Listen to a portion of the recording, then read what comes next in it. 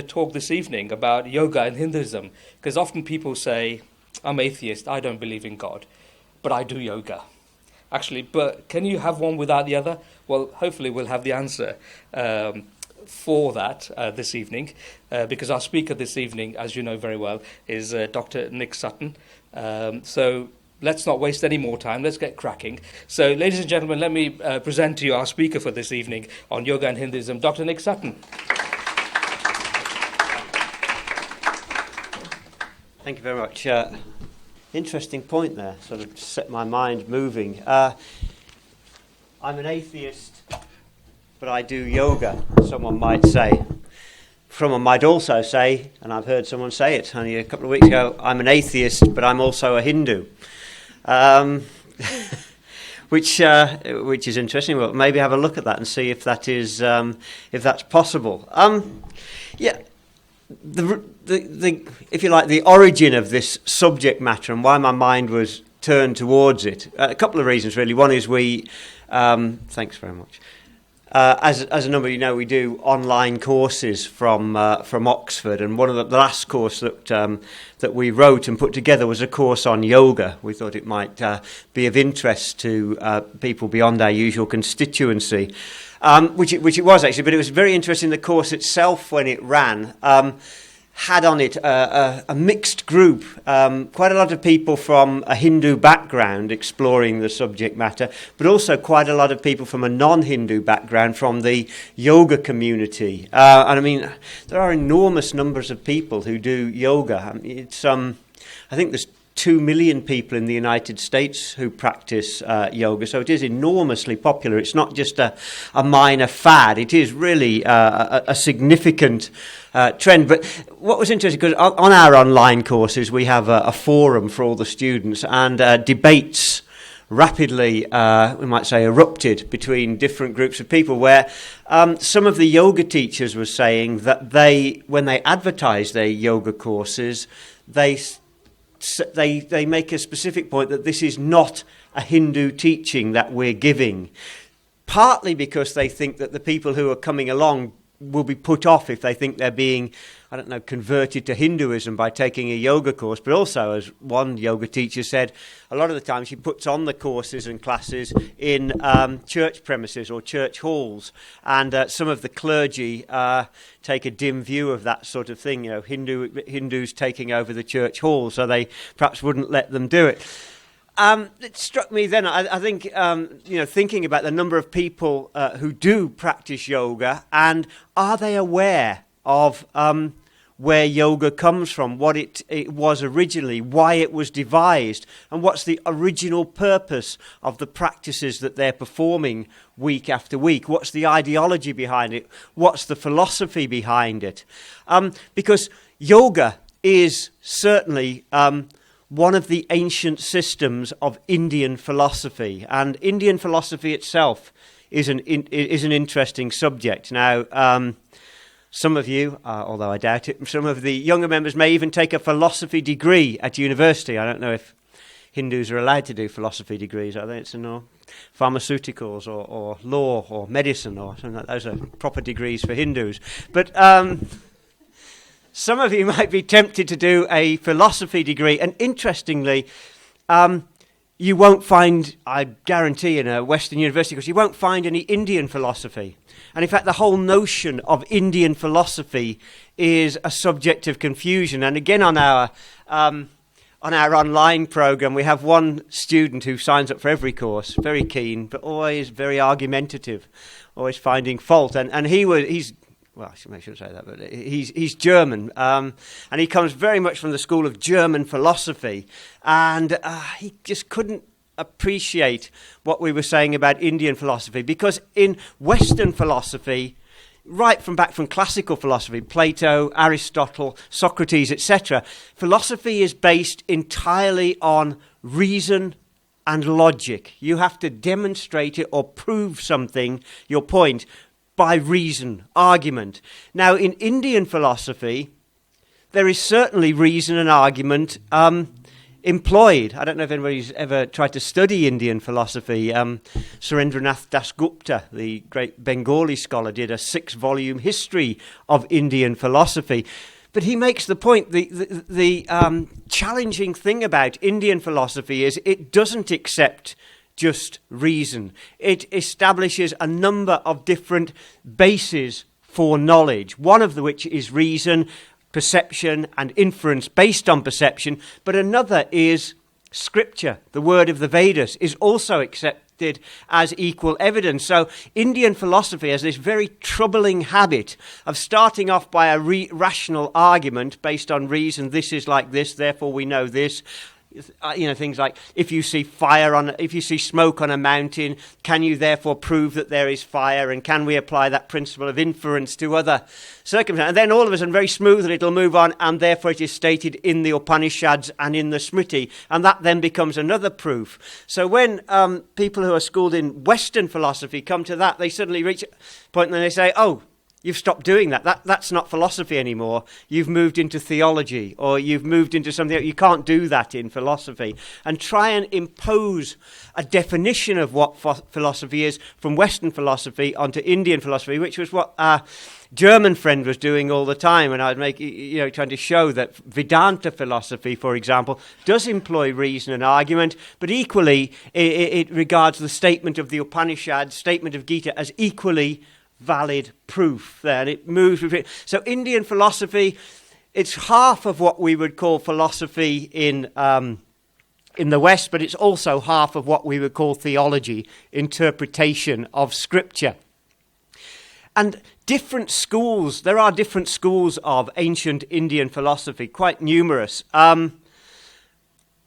Right from, and I have a book, I should have brought it tonight, but I've been reading it again.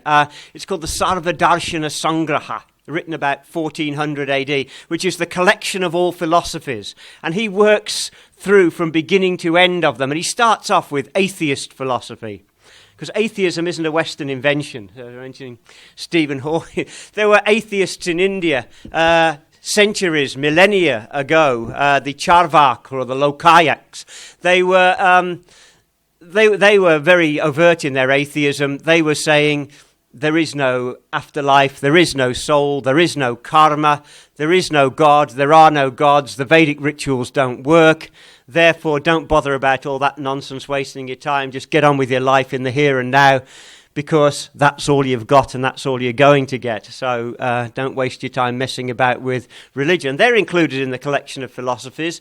But there are also other systems of philosophy which are atheistic as well. For example, the Jains are completely atheistic. I know they sometimes don't like to be called that. They think it's a term of abuse. But if you read the Jain teachings, there's no doubt about it. Not only are they atheistic, they're anti-theistic.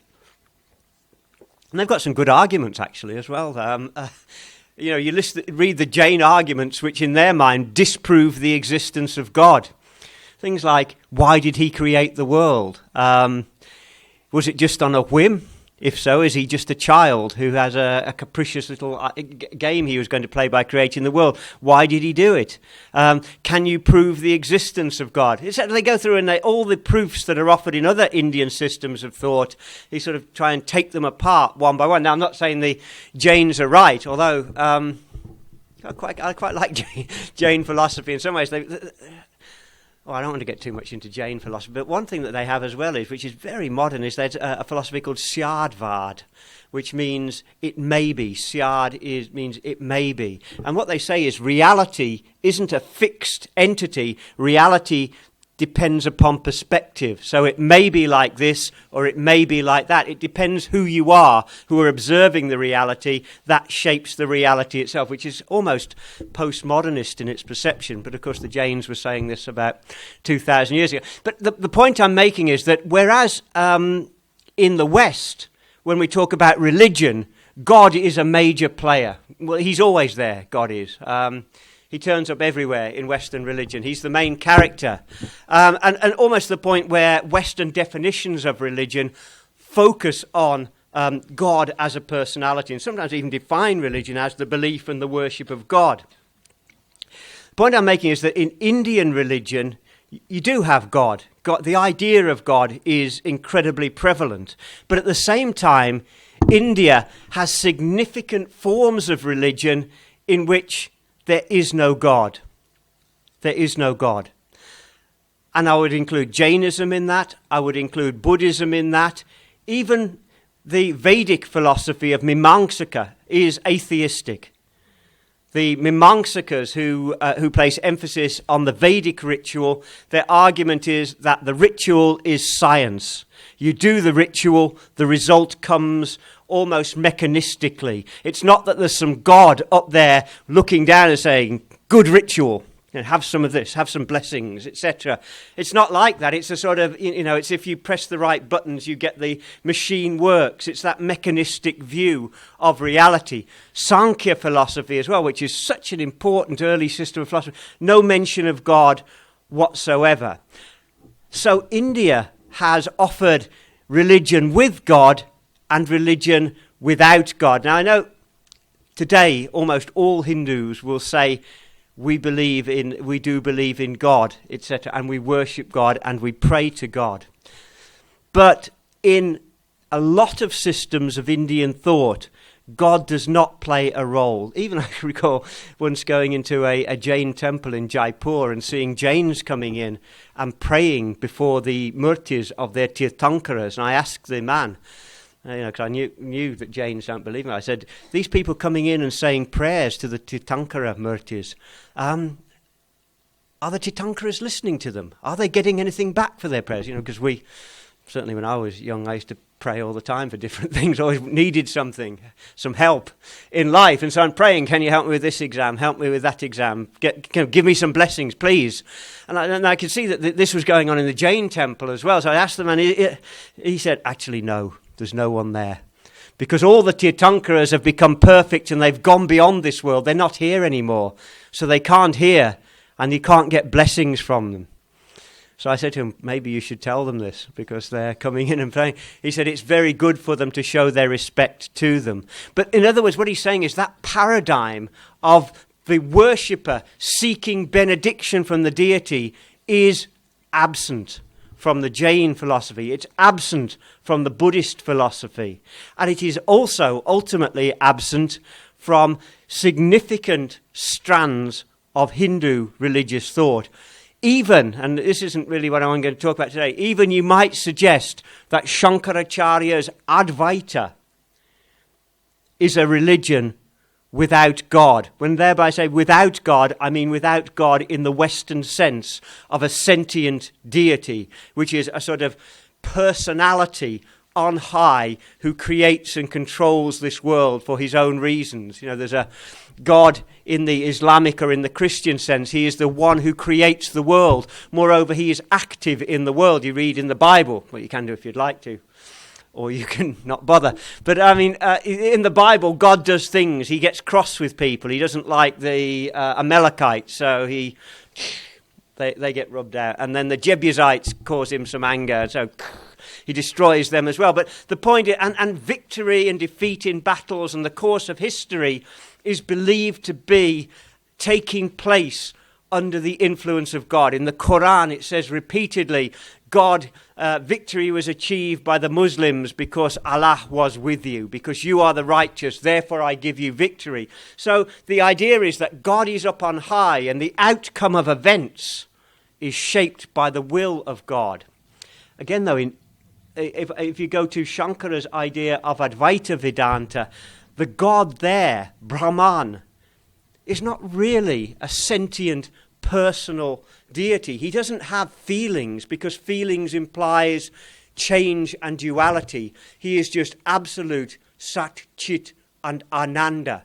And ultimately, in Shankara's scheme, you don't become God. You don't worship God necessarily, although that, for those on a lesser level of realization, that's recommended. But the highest level of realization is just to be awareness, knowledge of your own identity with the absolute. And the ultimate realization, as I was just in Lampeter the other day, we were reading the Mandukya Upanishad, there is no mention of God in there. All of it is about yourself, the Atman, as being non-different from the ultimate reality. So the idea is that God is not up there in some higher domain of reality, but he is within your own being. And to find God, experience of God, is experience of oneself. Now, people sometimes will say, well, that's the Hindu idea. It's a Hindu idea, because there are other Hindus, other Hindu teachers who are out and out overtly theistic and reject that idea and say, no, God is in another world, God is the object of worship, and they will quote the Bhagavad Gita in particular as being evidence from that.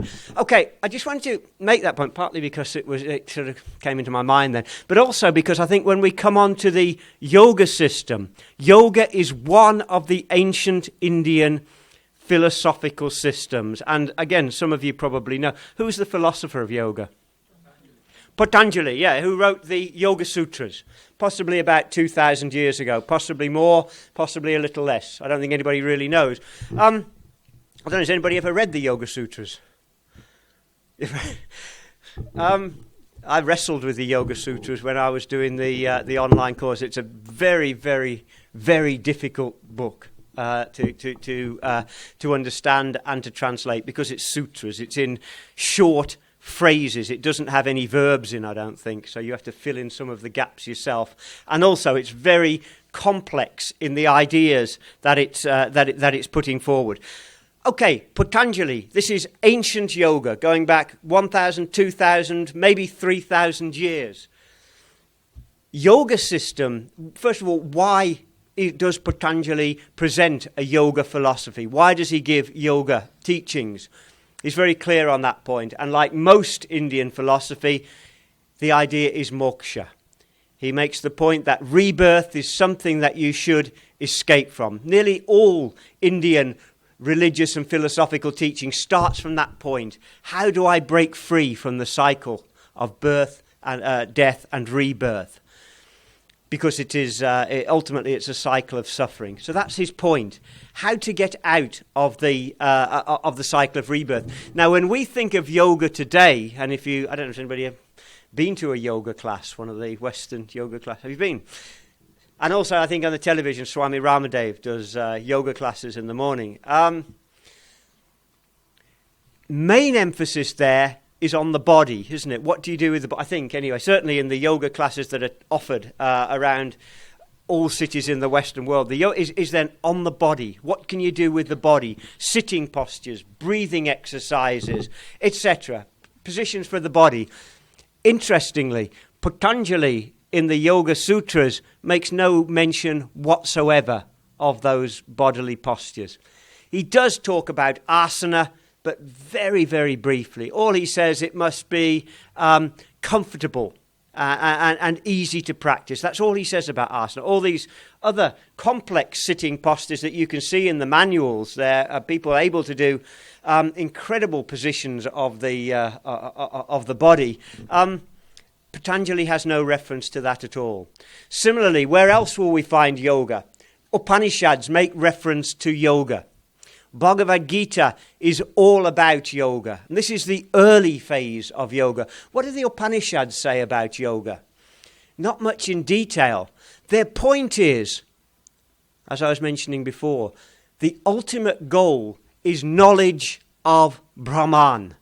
The Mandukya and other Upanishads say Brahman, the ultimate reality, is unknowable. The word it uses is achintya. I don't know if anybody come across that word. Is that Gujarati as well? Achintya? It can't be thought of. Beyond thoughts. Yeah, beyond thoughts. So then the question arises, how can you know it if it's unknowable? How can you know the unknowable? And that's where the Upanishads postulate the idea of a different sort of knowing. That you can't know it with the mind and senses, therefore you have to develop a different mode of knowing. And that's where yoga is introduced. It is the means by which one acquires a different mode of knowing. So essentially it is the yoga of the mind. It's not really about the body, it's a yoga of the mind. Now the Bhagavad Gita as well is right almost from beginning to end, is a text on yoga, pursuing that idea of the transformation of the mind. Does anybody know what yoga means? Union. Union of... Yeah, that's, everybody knows that's the meaning of it. Well, not everybody, but that's the meaning that's always given in all the books on yoga that you can get in any number of bookshops. You will always get that meaning of union of the lower self with the higher self, union of the mind with God. I actually don't think that was the original meaning. Looking at it, looking at Patanjali and looking at the Gita's use, I don't think that was the meaning. I think actually what yoga means originally is... I'm trying to find, and I think the best English equivalent I can find is engage, because I think that captures both meanings. So if there's an engagement, that is a sense of union, a coming together of a man and a woman. They get engaged, and so they come together. At the same time, engage has the meaning of taking up an activity. I'm going to engage in this project. I'm going to engage you in this activity. And I think that's what the word yoga is meant in the early text. It simply means the practice that you do. And the Gita uses it. If you read the Gita carefully, where it uses yoga, it says, Krishna says, I've given you the teachings, now I will give you the yoga. Now I will instruct you about the practices that you should undertake. So what are those practices? Patanjali and the Gita both are very similar in the way they present it. And I personally feel that Patanjali used the Gita extensively in writing the Yoga Sutras. That's my suspicion, having read the Yoga Sutras very carefully. I can get a whiff of the Gita. I get this feeling that here is a man who has the Gita before him when he's doing it. First of all, what does Patanjali teach? Patanjali is more systematic than the Gita. He teaches a yoga of 8 limbs, which he calls Ashtanga yoga, 8-limbed yoga, which is yama, niyama, asana, pratyahara, pranayama, dharana, dhyana, and samadhi. 8 limbs of yoga, which really mean, and when you take that down, first of all, yama and niyama, that's observances and restraint. So there are things that you should do, and the things that you shouldn't do, which are basically moral principles like not stealing, speaking the truth, restraint of sensual activities, etc. So that these are the moral precepts which underlie the practice of yoga. Then there's asana, how to sit down. I've mentioned that. Patanjali gives, I think, 3 or 4 sutras only to that. Pratyahara means the withdrawal of the senses from external perception. So think about that. Again, what does that mean? We have 5 senses: ears, nose, eyes, tongue, and skin for touch. All of those senses are gateways outward to perception of the world. That's how we gain knowledge of the world. What Patanjali is saying, also what Krishna is saying in the Gita, in the 6th chapter, same thing. Withdraw the senses from that external perception. Stop the eyes from seeing. And he's not talking about a sort of like sticking your fingers in your ear and blocking your nose and like that, or anything like that.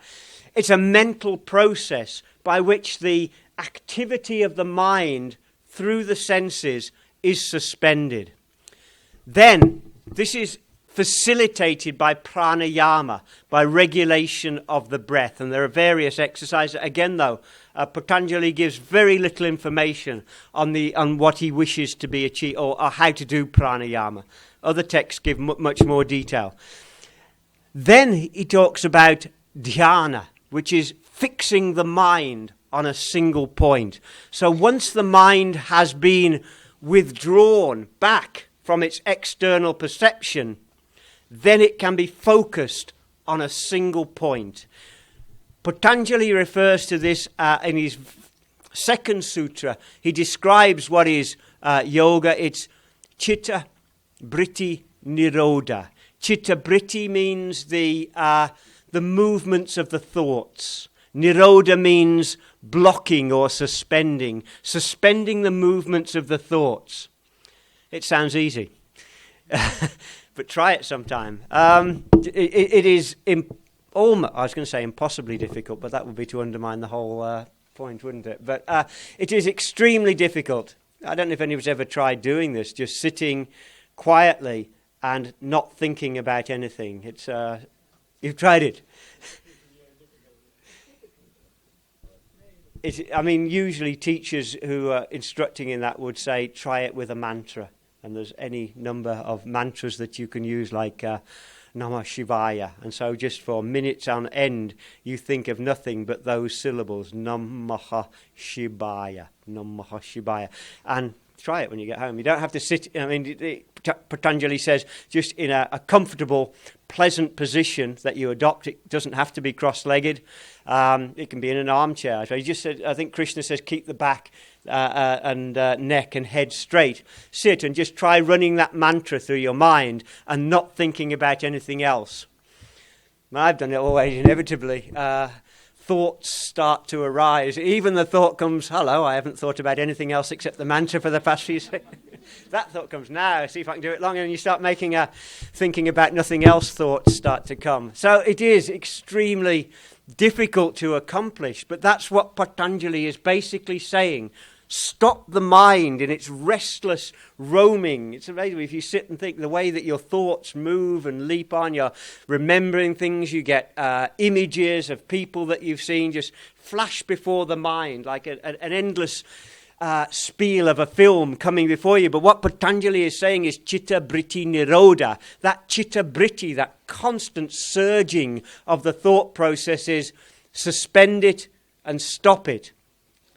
Krishna says exactly the same thing in the 6th chapter of the Gita. He says, Yato nischalati manas chanchalamasstiram. Wherever it goes, this flickering, unsteady mind, draw it back once more. Fix it on that single point. Fix the mind.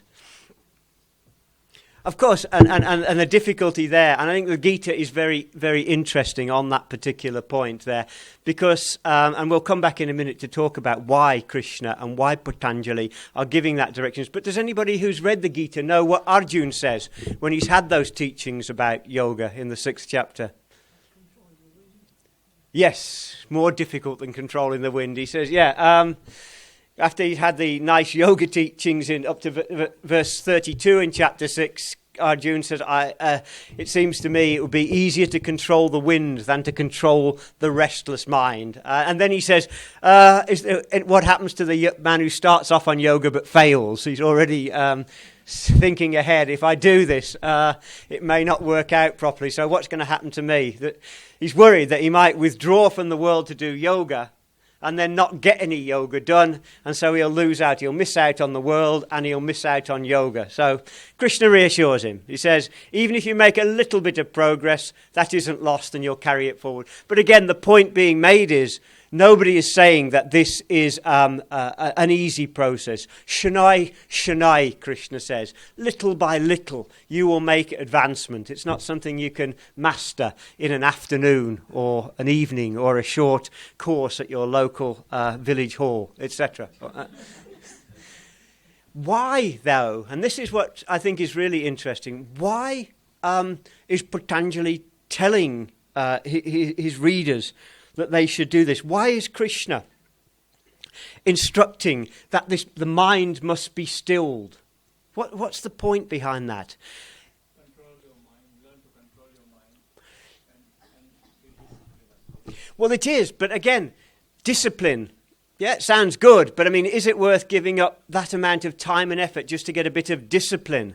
I think Patanjali, and a really detailed reading of the 4th chapter, which again, in my mind, having worked on the last chapter of the 4 chapters of the Yoga Sutras, gave an indication of the link between the Gita and the Yoga Sutras. I think there's 2 principal reasons that are given for this chitta britti nirodha, the nirodha, suppression of the movements of the thought. Firstly, and this is what Patanjali emphasizes, and then secondly, I'll mention what Krishna emphasizes in the Bhagavad Gita. Patanjali is is urging the control of the mind, and what he is looking at in particular is the progression of karma. Now, we all know what karma is. Karma is even everybody practically in the Western or Eastern world knows karma. It's come into, it's in the normal, it's part of the English language now as well, isn't it? Karma, that if you do something righteous or virtuous, something will come to you, something good will come to you. And similarly, if you do something horrible to someone, then something unpleasant will happen to you. It's an explanation of good and bad fortune within this world. But perhaps have we ever stop to think, well, how does karma work? Now, again, from a Western point of view, a Western religious point of view in particular, the usual view of Islam, of Christianity would be that in some way there is a deity supervising the rewards and the punishments. So someone will say if something great, you hear athletes or footballers being interviewed on the television, he said, and thanks to the mercy of God, we were successful in our match. As if God somehow is interfering there, not only in history, but also in sporting events. He has already decided who's going to win the FA Cup, and he does it, and then say, praise be to God. So, but there's that idea, isn't it, that the rewards and the punishments are being given out by some higher being. And again, sometimes karma is perceived of in that light. But the question arises, is that what karma is? Karma depends on the dispensation of God? Sorry? Depends on the... Okay, but then again, of course, Jains believe in karma, very much believe in karma. So Jains have a really interesting idea of karma. They believe karma is a substance that is like dust. They say it's like dust on a substance smeared with oil. If you smear something with oil, apparently, then dust comes, and they call it pudgal, which means a thing, an object, and it weighs down the soul. So it's like you gradually get dirtier and dirtier with karma. But they don't have any God giving it out. Likewise, the Buddhists, they have a strong belief in karma, but without God. Now, Patanjali, his idea about karma, I think is very interesting, and it reflects and it indicates, his idea about controlling of the mind. What he's saying is that karma doesn't come about as a result of the action that you perform. So, if I'm to rob you and steal something from you, you would expect I'm going to get some bad karma in the future for doing a wicked act. But it's not the action of the stealing that is going to get the future result. Rather, it's the state of consciousness that impelled me to take up that action of thief. Similarly, if I'm going to be violent, it's not the violent action that yields the future result, but it's the consciousness that led me to act violently that will yield the future result. Similarly, if I see a person suffering, a person who's poor, and I stop and think, come to my house, I'll give you something to eat, have some money, etc.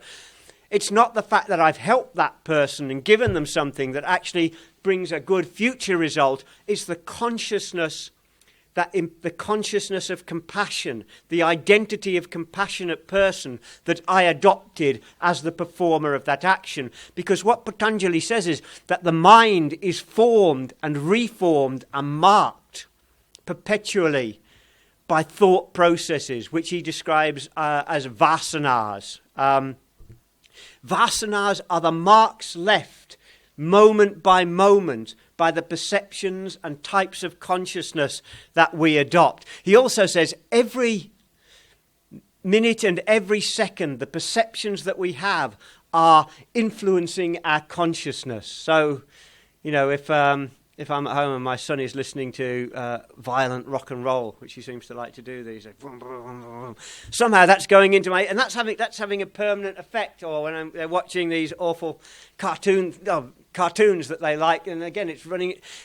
That's not finished when the show gets switched off. It's left a permanent imprint upon the consciousness. And in the same way, there's a very strong idea, isn't there, within the Hindu tradition that listening to sacred sounds has a permanent effect. So that often there'll be recitation of Vedic mantras.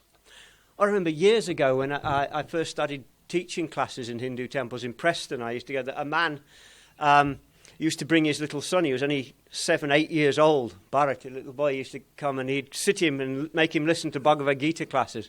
He didn't listen that much. He used to colour while he was doing it. But I said to him, I don't think Bharat understands a single word I'm saying. He said, no, but at the same time, the words are coming. He's hearing Gita. And even if he doesn't understand, still it'll have an effect on his consciousness that will yield a result. So that's what Patanjali is saying about the working of karma. It's not so much the action and someone's got a score list up above and has got you like 570 good deeds that you've done, therefore 570 good things are going to happen to you. But at the same time, you've done so many bad things, so you've got this to come, that to come. It's about the effect, the permanent imprint on your consciousness that the mentality that impelled you towards action has made and has sustained. And it's that permanent imprint on the consciousness which in the future will ripen and produce the results. Therefore, what Patanjali says is, the person who is seeking moksha must clear his consciousness of all the marks, good and bad, and become not with good karma, not with bad karma, but no karma. And the only way you can do that is by learning how to still the movements of your mind. Now, it's a complex philosophical exposition that he points to do that, but he says that will lead one to the state of samadhi and thereby moksha. Now then, if we go back to the Gita, Krishna's early teachings, and by early I mean in the first few chapters, are very closely related to that idea. But it's a far more practical exposition that Krishna gives to Arjuna than Patanjali gives. But essentially, it is the same idea. It is essentially, because what does Krishna say to Arjuna at the beginning? And not when he's gone beyond the bit about the soul is eternal and it's your duty as a kshatriya. He then offers a reason why Arjuna should act in the battle. Does anybody know what the first idea that he gives Arjuna, before he gets onto the actual yoga practice teachings? He preaches a doctrine which he refers to himself as the karma yoga. Is that familiar? Does anybody know what karma yoga actually is? Karma yoga is actually at a higher level, the control of your breath. Because karma is an action. And karma yoga is actually controlling your breath is the highest form of yoga. But in the Gita context, the way Krishna uses karma yoga, Krishna does mention pranayama a little bit. Talking about duty, isn't it? Duty, and you do your duty, but what particularly about doing it? Because Duryodhana's also doing his duty. Nishkam karma. Yes, without desire. And Krishna then says, he says, what is it? Karmanya karma yaha pasyada karmanicha karma yaha sabudhiman manusheshu. One who sees akarma in karma and karma in akarma, he is a buddhiman. He's an intelligent one amongst men. What does he mean when he says that? It's in the 4th chapter. How is it that karma is in akarma and akarma is in karma? His point is, if you perform an action, but you don't have any of that motivating consciousness, then the action becomes akarma. And that's exactly what Patanjali is saying. So the karma yoga is very close to Patanjali's idea of chittabritti nirodha, sorry. And what Krishna is saying is, do your action, but do it without that motivating state of consciousness, that selfish, desirous consciousness. And in that way, it becomes akarma. He means it's akarma because there will be no future result of that action. Similarly, he's making the point is that you can sit all day and do nothing.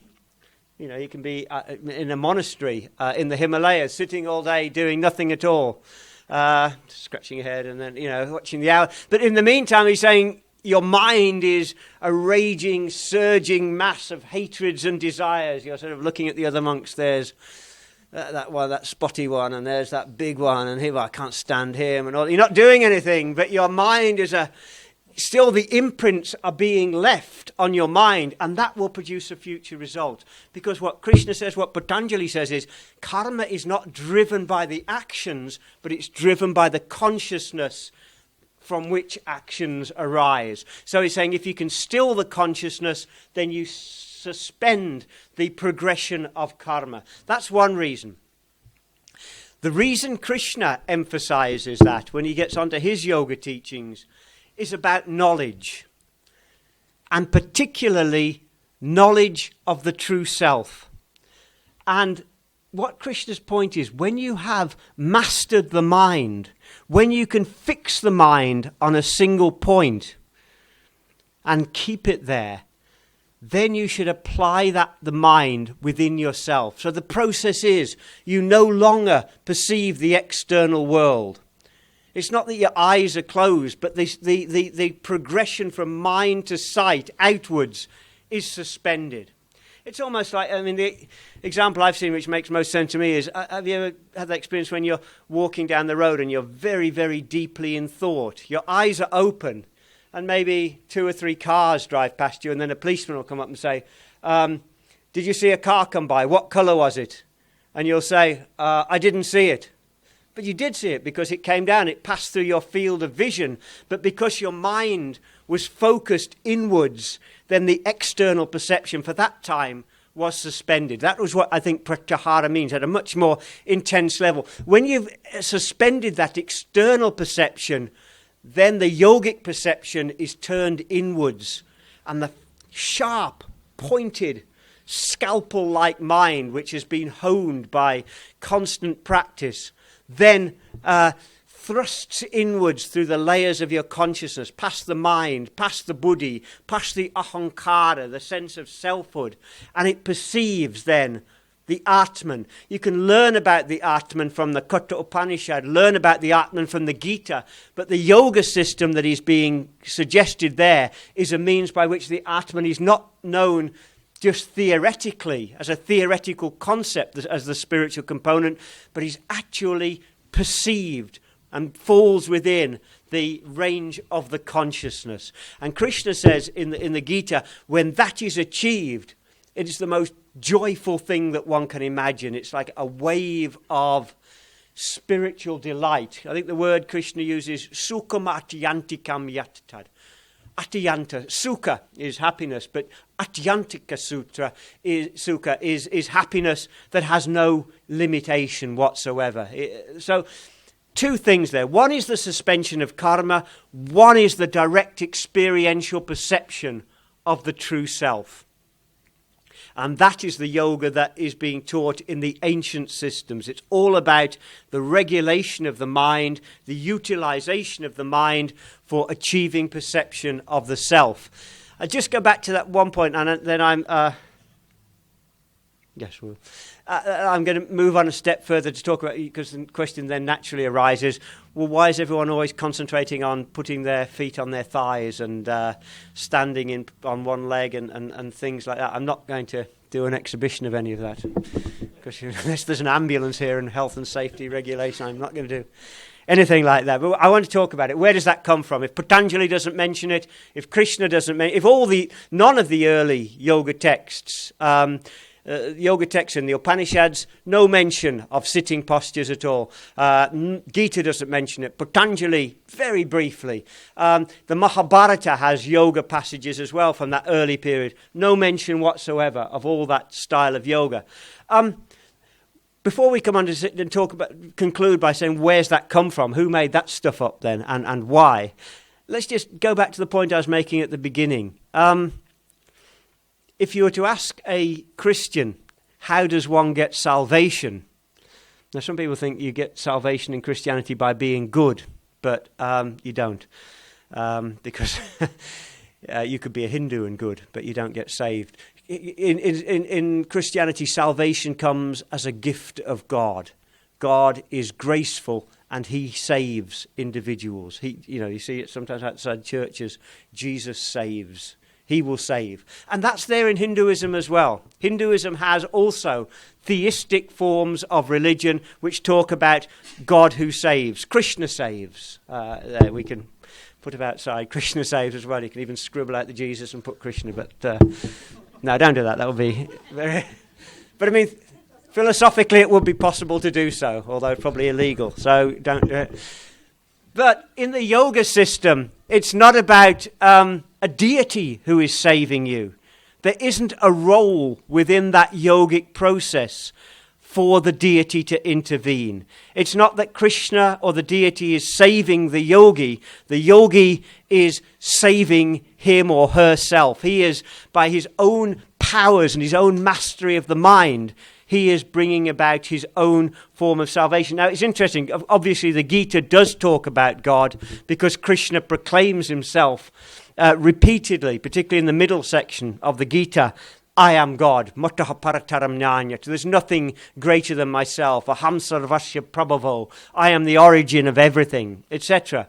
But in the yoga teachings that he gives, and in Patanjali also mentions that God exists, but in the practice and path to salvation, it's not achieved by reference to God who will save you.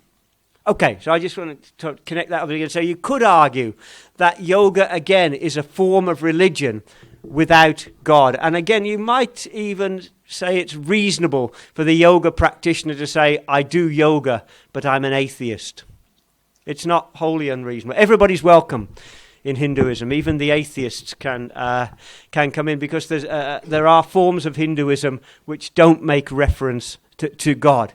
Let's then take that point, and I'll try and tie it up with that, and then we can take questions and comments as well. Where does all that stuff come from then? All that sitting postures. It's not just sitting postures as well. There's a range of different types of activity, pranayama, etc. Where does all that come from? And the answer to that is we have to go back in the history of the development of the history of India, which is a fascinating subject, which maybe we should do more of.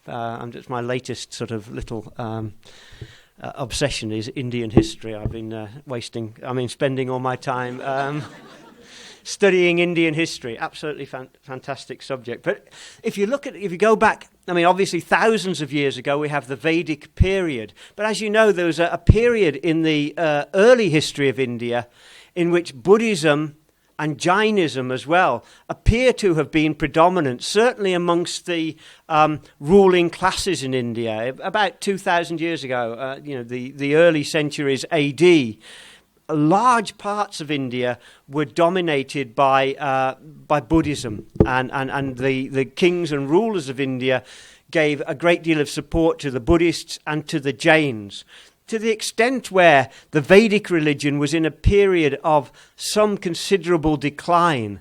Now, when Hinduism becomes, again, and there's a transition, Buddhism goes into decline, disappears ultimately from India, Jainism goes into decline, and what we call Hinduism rises up again. Now, often this is said to be the influence of Shankaracharya, who lived around 800 AD. And there's certainly some truth in that. Shankaracharya was a very influential figure. But what you've got emerging from about 500 AD onwards is really a new emphasis within what we would call Hinduism.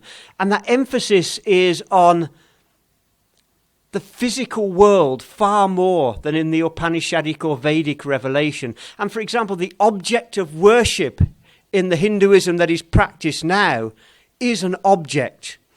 If you think of Hindu worship today, the most prevalent form of Hindu worship is the worship of the murti, which is made of stone or made of wood.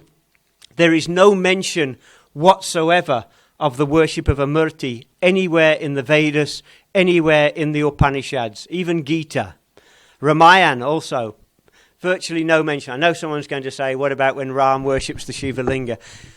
It's not in the Ramayana, it's in the later versions of the Ramayana. So in the early period, it's true, Krunu. Check out. Valmiki doesn't mention Ram worshipping a Shiva Linga before going over to Lanka, but the later tellings do have. The point is that from around 200, 300, 400, and by 500 AD, that's when the period of Murti Puja comes in. The Brahmin communities move away somewhat from their Vedic ritualism to temple ritualism. And it's a different sort of ritual, which I'm sure everyone's aware of. If you go to a wedding, you'll see the Vedic ritual when people make offerings into the fire. But if you go into the temple, offerings are made to an image of the deity. Moreover, the type of worship that's taking place is dedicated to Shiva, dedicated to Vishnu, somewhat later dedicated to the goddess. In the Vedas, it's Indra, Agni, Varuna, Vayu, etc. Different deities are being worshipped. So it's a new emphasis within Hinduism on a new type of worship, and also the elevation of certain deities, particularly Vishnu, Shiva, Krishna. So what's happening? In many ways, the ideology of Hinduism has changed. And by that I mean the Vedic ideology, the Upanishadic ideology, is based on a rigid differentiation between the physical body and the spiritual soul. We know that, Prakriti and Purush, Atman and body. They are completely different. Liberation is the escape of the soul from the physical body, so that you don't have to, so that the soul is no longer associated with the physical body. And in that sense, Prakriti is something that you leave behind. You want to escape from Prakriti. You want to get away from matter altogether and exist in a domain that is entirely spiritual. In the later forms of Hinduism that develop, you have a different idea of what matter can be. And the idea then becomes that matter isn't transcended and left behind, but the very nature of matter is transformed. And this is part of a revelation which is known as Tantra. And I know that people today are reluctant to use the word Tantra because it's been misappropriated and misused in the Western world. But this is what Tantra is about. And if you read from 200 years ago, Brahmins would often advertise their services as Vedic and Tantric Brahmins. That means they can do the Vedic ritual with the fire sacrifice, and they can do the Tantric ritual of the worship of the Murti. In Tantric ritual, things that are apparently material, such as the image of Krishna worshipped in the temple, are transformed by ritual processes into something spiritual. So that the Murti then, by tantric ritual, becomes a spiritual, composed of a spiritual substance. Similarly, sounds are transformed. Mantras are used in Tantra. Yantras are used, the geometric images. They are also transformed into something non-material. And in yoga practice, the emphasis moves away from allowing the soul to break free from its embodiment, but rather transforming the embodiment into a spiritualized form of matter. My colleague at Oxford, the head of our department, in his recent book called The Tantric Body, Gavin Flood, Professor Flood from Oxford, he calls this the divinization of the body, the making divine of the body. And when it comes to the application of the human body, tantric teachings have an idea. They have obviously the physical anatomy, then there's the mind, but also there is a subtle anatomy within the body. So the tantric texts talk about chakras within the body, 6 chakras from the base of the spine up to the Sahasrara chakra just above the head. They talk about nadis, channels of subtle energy, rather similar to the Chinese idea of the Chi energy that they use in acupuncture. So that is talked about. Moreover, they state that at the base of the spine, lying dormant, is a form of energy which is referred to as Kundalini, which means the coiled one. 3.5 coils, it lies sleeping there.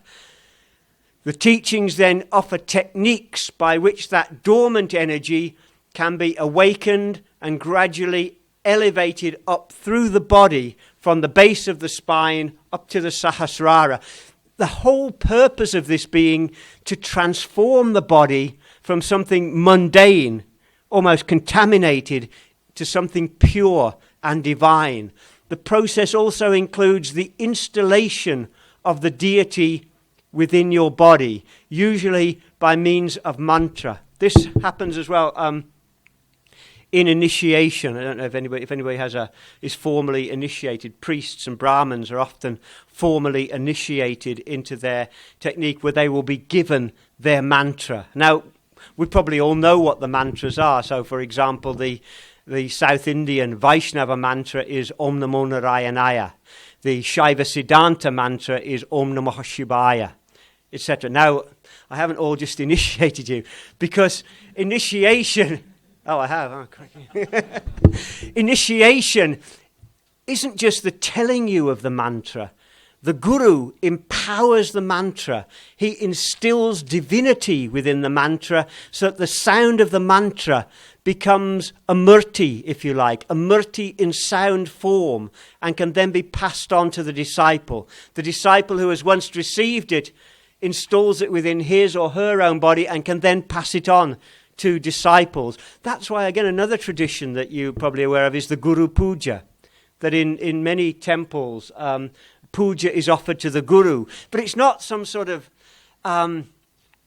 anthropomorphic worship of that person. The Guru is worshipped because he is the embodiment of the deity. So when you're worshipping Guru in Guru Puja, you're worshipping Guru because within his person is the deity who was installed by his Guru when the mantra was passed down.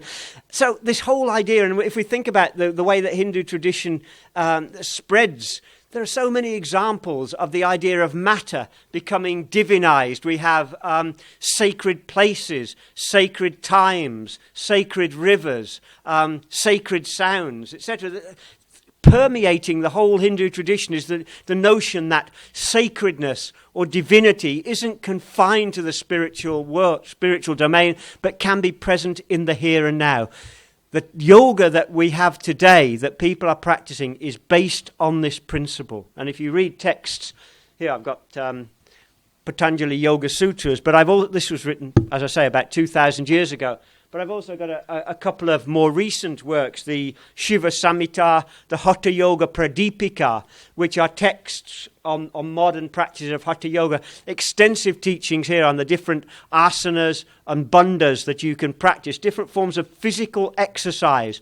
But what it makes very clear in these texts, which were written probably about 500-600 years ago, is the purpose behind the asana is that you arouse the energy within you. In fact, some of them are quite overt and quite physical. There's one asana where you sit on your ankle, and the idea is that the bone of the ankle being in the base of your body moves and agitates and arouses the kundalini, and then you perform pranayama exercise, which draws the aroused kundalini up to the body into the different chakras. So again, modern yoga practitioners probably aren't aware of that, but this is where it comes from. It comes the tantric idea of the transformation of the body by physical exercises and practices. And I mean, these texts and others as well go into a great deal of detail about how this is done, about how the subtle body works, and the transformations that will occur as a result of that. And I haven't got the scope here to go into a lot of detail about it. But I think the conclusion would be, a couple of conclusions. First of all, yoga, as we know it, comes from two distinctive bodies of Indian thought. One would be the Vedic, which is reflected in the Gita, and Patanjali. This is the yoga of the mind that Patanjali is talking about, concentration of the mind, so it moves inwards on the Atman and suspends the enactment of karma. This is one yogic tradition, the Patanjali yogic tradition, which isn't particularly concerned with the manipulation of the body at all. Then we have an almost independent tradition based on the Tantras, which is about the transformation of the body, the awakening and the harnessing of dormant latent energies within the body, exercises that will allow those energies to become apparent and which will transform the body itself. So two different traditions, just as we see in the Hindu ritual. You have the Vedic ritual and the temple ritual, two strands woven together in a single tradition. Similarly, yoga mirrors the Hindu tradition exactly the same way. We have the Patanjali yoga, the yoga of the mind, coming from centuries back. And then more recently, maybe 5, 6, 7, 8 centuries ago, a tendency towards more emphasis on the body and the transformation of the body, that strand. And so the yoga we have today is a blending of the two sources of yoga, the two types of yoga. The final point I would make, going back to the very beginning of what I said at the beginning, is yoga Hindu? Absolutely. You can't understand what yoga is. It can't exist outside that context of the expression of Hindu religiosity and Hindu spirituality. It is entirely rooted on Hindu religious understandings. So anybody who says that they're doing yoga but without reference to Hinduism, it's an unsustainable position to take. Yoga is so deeply embedded in the Hindu consciousness and the Hindu view of life that any separation between them must be entirely superficial and artificial. Okay, there's much, much more we could say on this subject, but I've tried to sort of compress it in that. I hope that makes a degree of sense. It is, as I know to my cost from working on the Yoga Sutras, it is a very, very complex subject, but I hope that some degree of clarity has emerged there.